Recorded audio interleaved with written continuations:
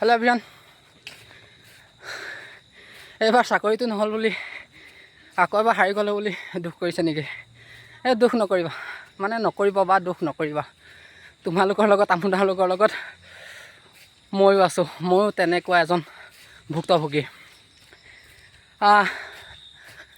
Training মানে interview দিয়া অৱস্থাৰ পৰা প্ৰায় 13, 14, 15বাৰমান ইণ্টাৰভিউ দিলোঁ, কিন্তু আজিলৈকে সফল হ'ব নোৱাৰিলোঁ। জীৱনটো মানে বয়স থকালৈকে চাগে আৰু 10-15বাৰমান দিম, পালে পাম নাপালে নাই, ইমান চিন্তা কৰি নাথাকোঁ। যিহেতু সেই চাকৰিটোৰ প্ৰতি মোৰ ইমান লোভো নাই। তথাপিতো 13-14বাৰমান দিলোঁ আৰু 10-15বাৰমানহে দিম।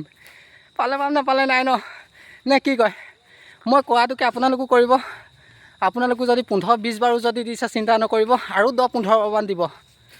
পোৱা নোপোৱাৰ পাছত হিচাপ হৈ থাকিব। যদি এই কপালখন দেখিছে 5 আঙুল, মানে 5 আঙুলৰ ইমান ডাঙৰ কপালখন দেখিছে। ইমান ডাঙৰ কপালখনতো যদি চাকৰি নাই, মই কি কৰিম? সেইটো মই যিমানটো প্ৰেক্টিচ কৰিছোঁতো মই কৰি আছোঁ ন।